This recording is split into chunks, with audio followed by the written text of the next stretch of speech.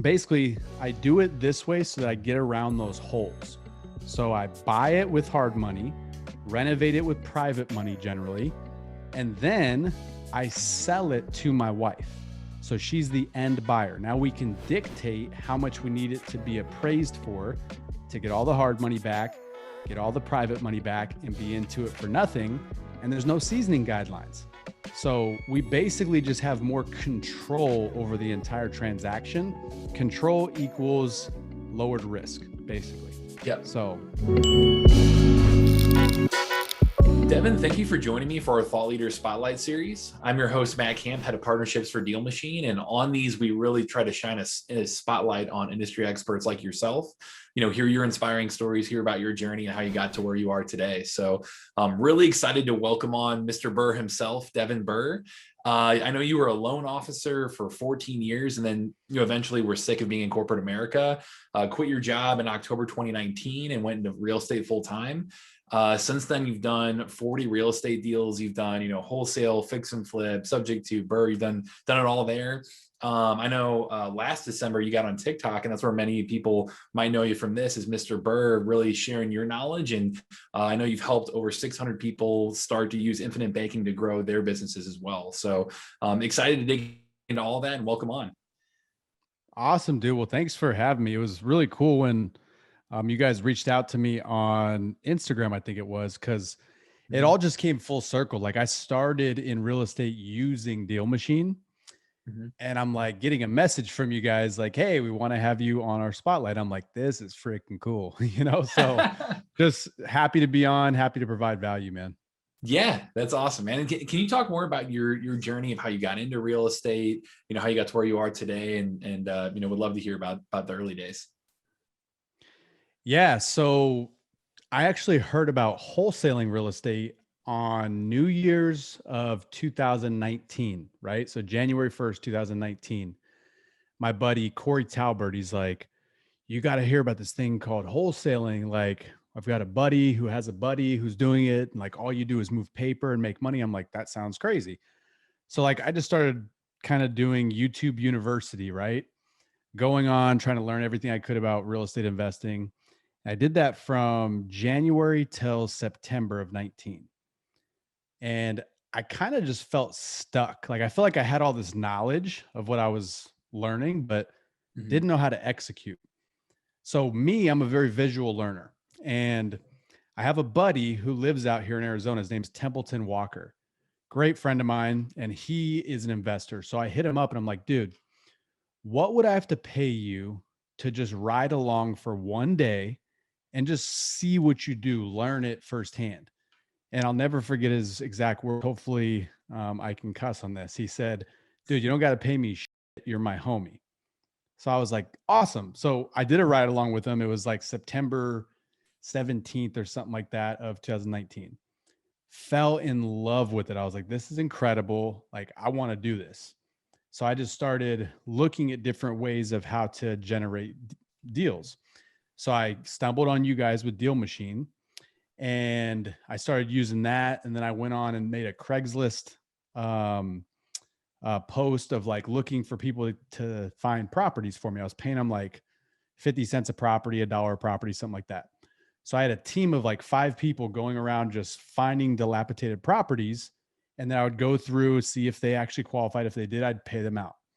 And then I found my first deal actually on my street that I was living on. It was a for sale by owner sign. I just text the owner. I'm like, hey, would you consider a cash offer?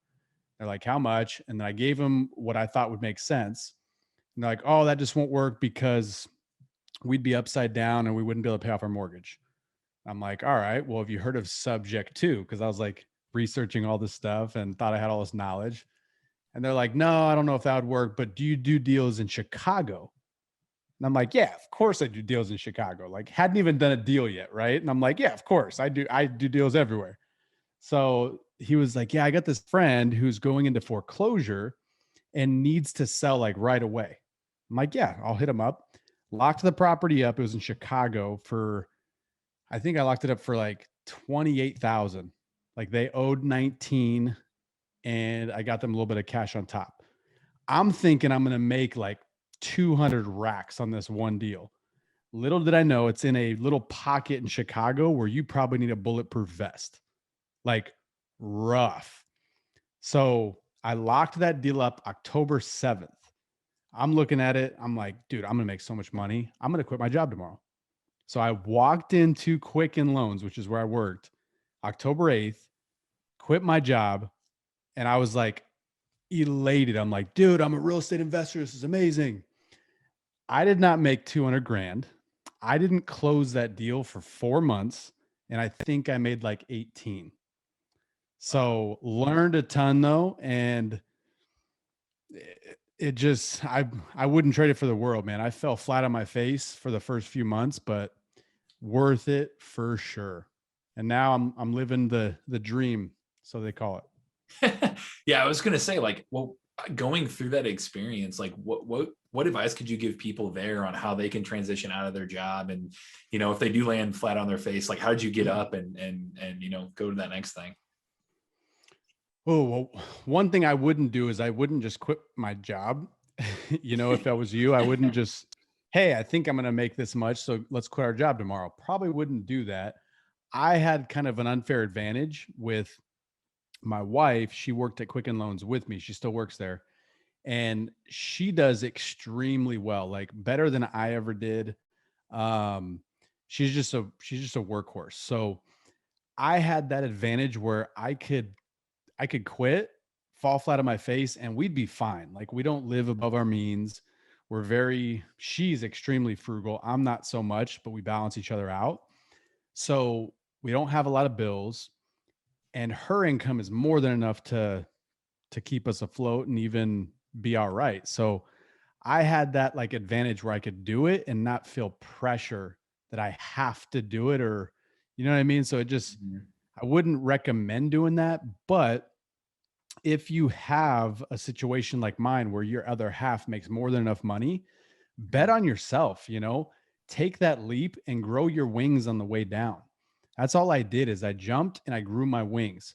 I had a lot of stumbles, but I surrounded myself with the right people, which I think is probably the most important thing you can do. Going to local meetups and just getting around other investors, people that are far more successful than you, because a rising tide lifts all boats. Mhm. So if you're just constantly around people that are doing big things, naturally they're just going to bring you up because you're not going to want to be that one guy that isn't doing anything, you Right. know? So it's like if you hang out with a bunch of people that are just absolutely jacked and in the gym all the time, you're probably going to get in better shape. You don't want to be the fat guy, right?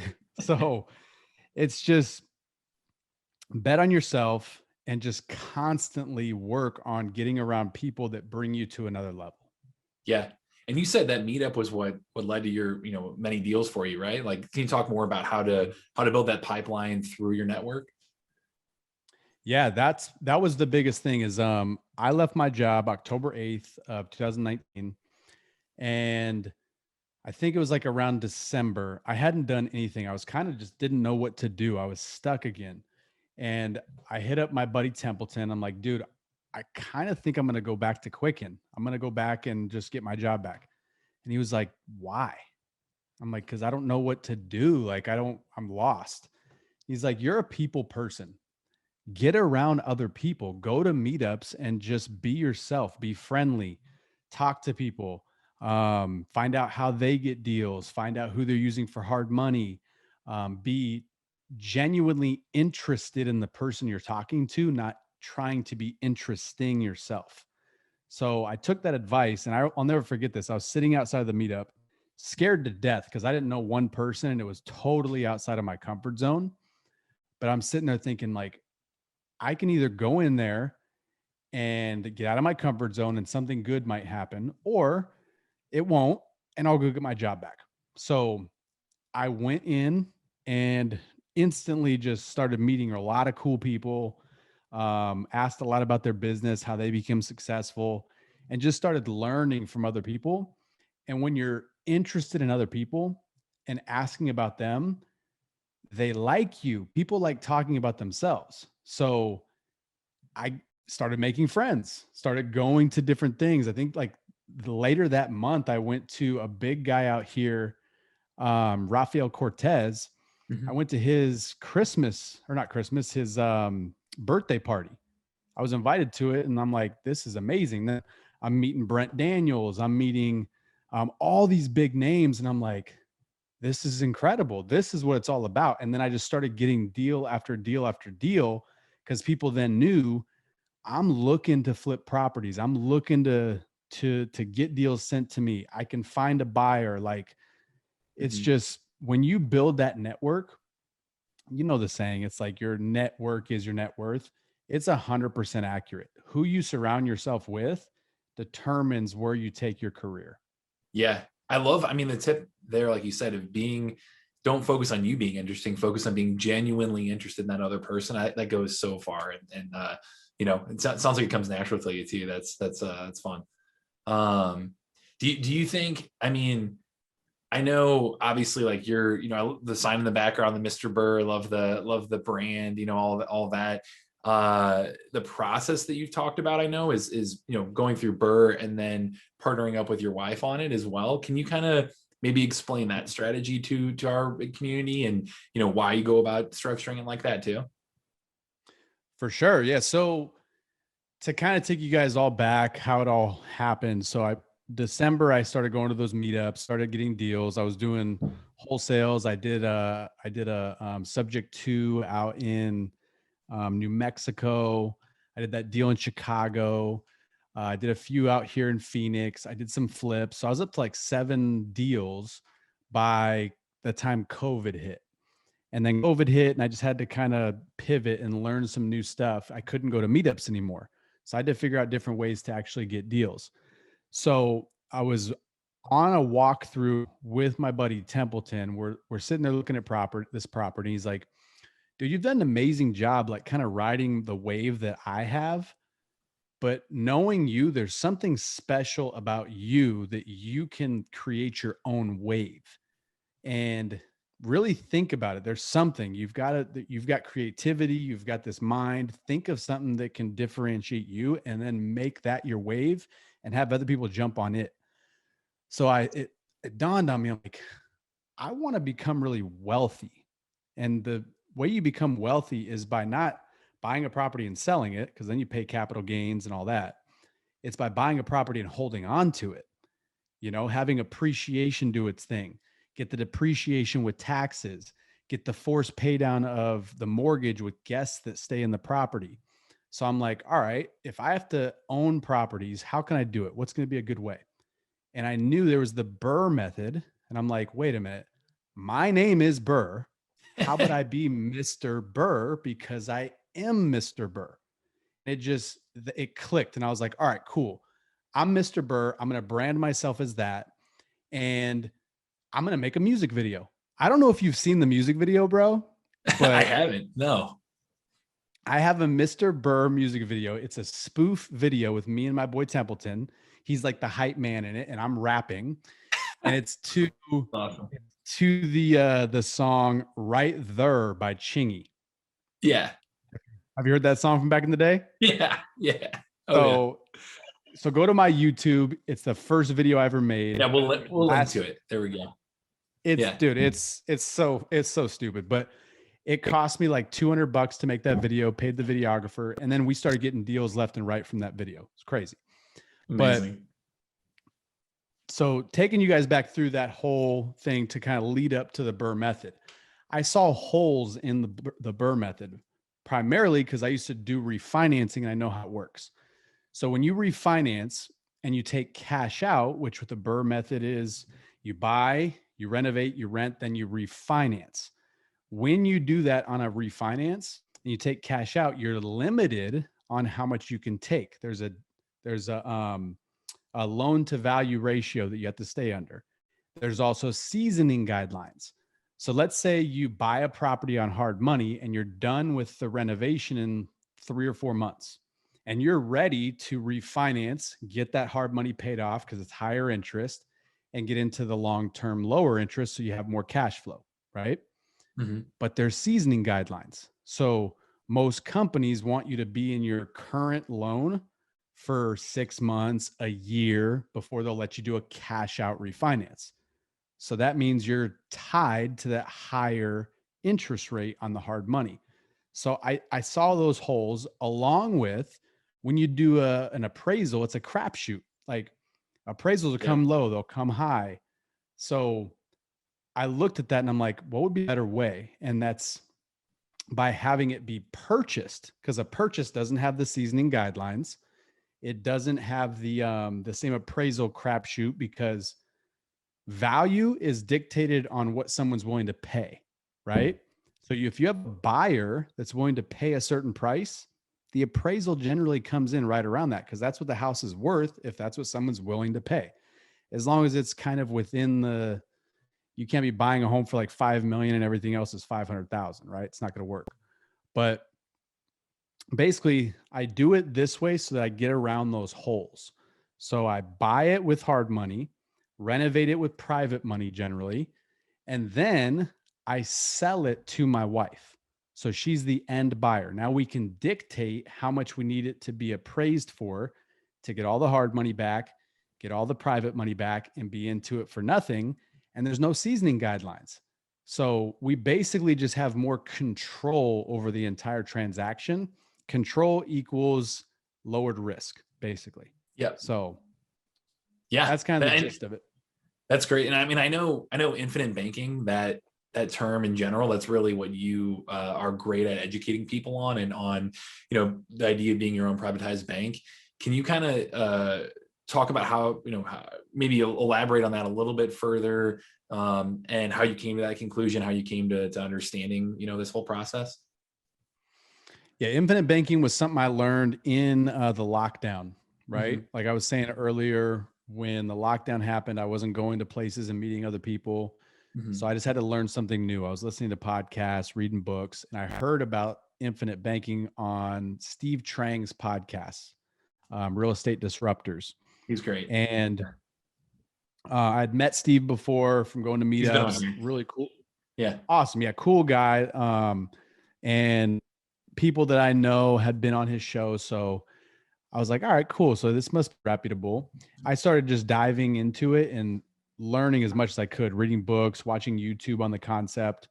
And I spoke with a person that was on Steve's podcast, set up a policy and started using it. As soon as I started using it, it all made sense. And I just started getting more policies and using it more and more. But basically all it is you are becoming the bank. Like think about anyone in general, what they're taught to do is they make their money, and then their money, before they even have it in their hands, it goes to a bank. Chase, Wells Fargo, Bank of America, you name it, whoever you bank with. What does the bank do with the money? They lend it. That's how they make money. They take deposits and they lend them out to people.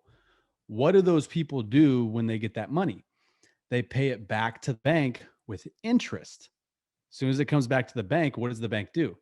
They lend it out again. The more times they do that, the more money they make. That's how the banking model works.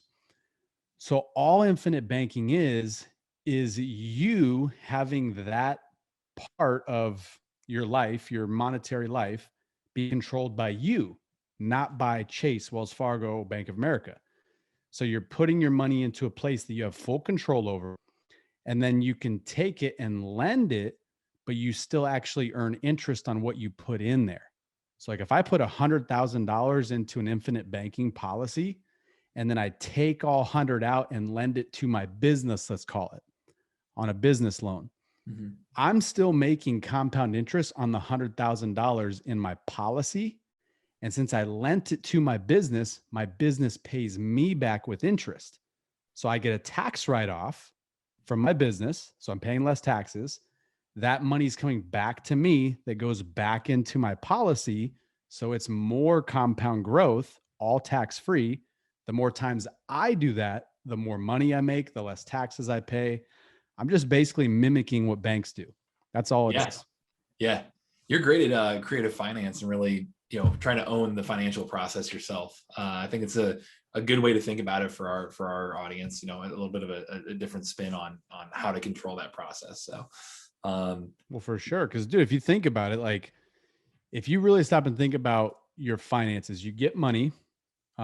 Before you ever get money, most people pay it to a 401k. So Wall Street gets their money before they ever get it.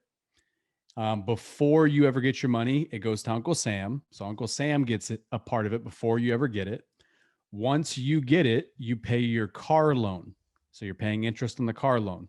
You pay for your mortgage. You're paying interest on the mortgage. You pay your credit cards. You're paying interest on the credit cards. You pay for your student loan. You're paying interest on the student loan.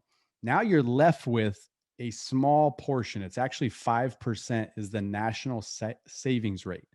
That's all people save. So if you make $100,000, you're saving maybe $5,000. And most people tell you, if you want to become wealthy, just get a bigger rate of return. So you got to take $5,000 and have a bigger rate of return. If you have 100% return, now you've only got $10,000. How risky is 100% return? Pretty damn risky. Right. But what if you could just keep more of the money that you're giving away, right?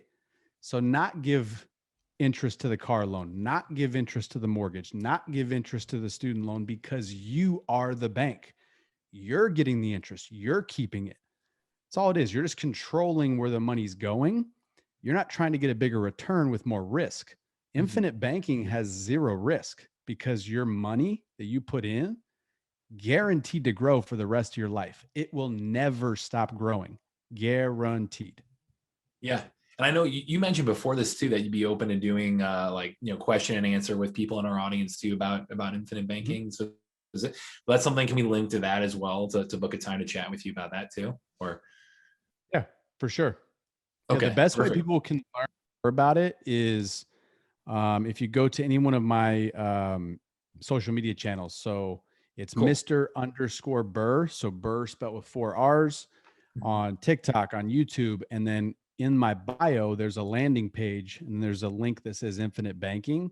If you click on that, there's a training video. Just watch that training video. It'll answer so many of the questions that you probably have. And then if you have more, you can schedule a call with me and then we can talk it out. If it's to a point where you want a policy, I can actually set it up because I became licensed last year. Cool. There we go. Yeah.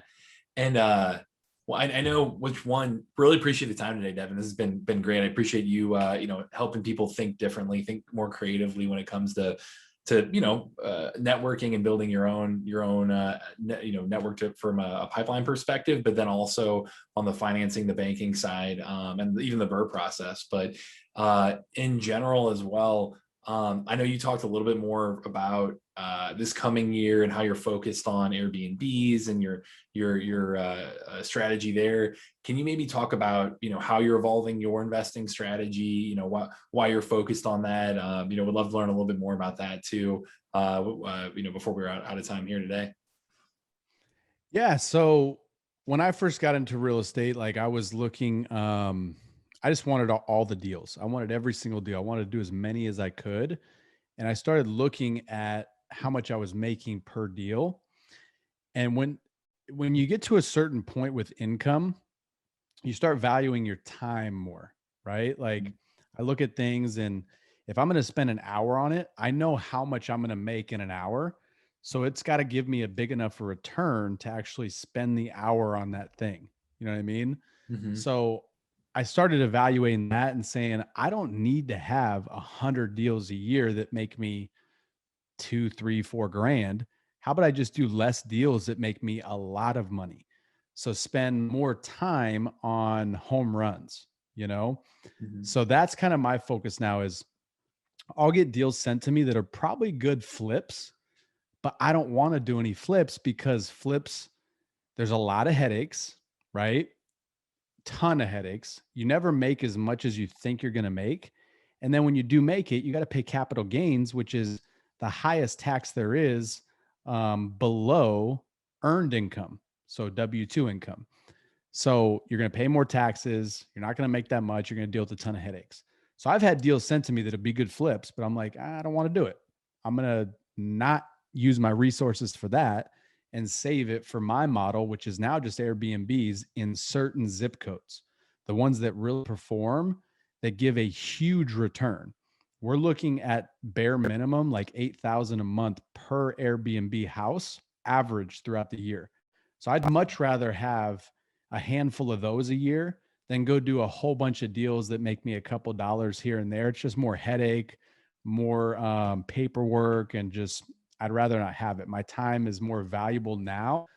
And I don't want to put up with the headache. Yeah. I mean, that is completely fair. I mean, do you know on those Airbnbs, do you have any tips on, finding those, managing those? Curious on your take on the Airbnb side as well. Yeah, so Airbnb is not for the faint of heart. There's a lot of work to be done. A lot. Like, you don't realize all the things you need to have when it comes to an Airbnb. Like, if you walk around your house, go into your kitchen, open the drawers, everything you see in that, you need to get for the Airbnb. So I'm talking, obviously need forks, knives, and spoons, but you need straws, you need toothpicks, you need sugar, you need salt, pepper, you need wine glasses, you need regular glasses, you need shot glasses, you need pots, pans, spatulas, you need everything. And you don't realize how much that really adds up, right? So you have to take that into account. But a big thing with Airbnbs is creating a memory. So when people stay at your place, you need something that's going to create some sort of memory. So right now we're doing a mural in one of our Airbnbs in Scottsdale. It's like a silhouette of Camelback Mountain with a sunset, because AZ is known for like their beautiful sunsets, and then some cactus, and it says Scottsdale across the top. That when someone sees that in an Airbnb listing, they're like, that's cool. I'd love to have a picture in front of that. And then they take that picture, and that creates a memory. It's also free advertising. So if someone takes a picture in front of that, they're probably going to shout out, hey, I stayed at this house in Phoenix, Arizona, Mr. Burr's house. Like, it's those kind of things that are really important with Airbnb, creating that wow factor and getting people to look at your listing. If you just have just a bland house, why are people going to stay there? It's got to be something that stands out. And it could be a mural. It could be, we put ping pong tables at our houses. We put foosball tables, Pop-A-Shot, so people can sit there and play basketball. We'll do bags in the backyard, just tons of games and things that people can do. Different lighting. So we'll do LED lights behind the TVs. So that way in the pictures, they see that and it's like, wow, that looks really cool. It's not just a TV on a wall. There's light behind it. So just little things like that go a long way, and they get you more stays, they get you better reviews. And once you have those, you can charge more, and the income is ridiculous, but there's a lot of work that goes behind it. Yeah. Well, I appreciate you setting the expectation up front on that too. And, any further advice on all that stuff, I'm sure you'll be putting out on social media. So everybody that's listening to this, we'll make sure to link to all of your Instagram, TikTok, everything you've got going on. But Devin, thank you so much again for coming on. Really, really enjoyed it. And what's the best way for people to get in touch with you? Is it through social, Ben? Yeah, I'd say the best way is DMs on Instagram. I try to get back to everyone. I just get so many on there, but if I don't get back to you right away, it's just because I have a million of them. But I'll definitely get back to you. That's the easiest way to get a hold of me. I'm not giving out my cell phone number. Sorry, people. Wouldn't expect it. So all good, man. But thanks again, Devin. Really enjoyed the conversation. Appreciate you coming on. Of course, dude. Thanks for having me. Yeah. And to everyone watching, this is Matt Camp with DealMachine, and happy deal finding.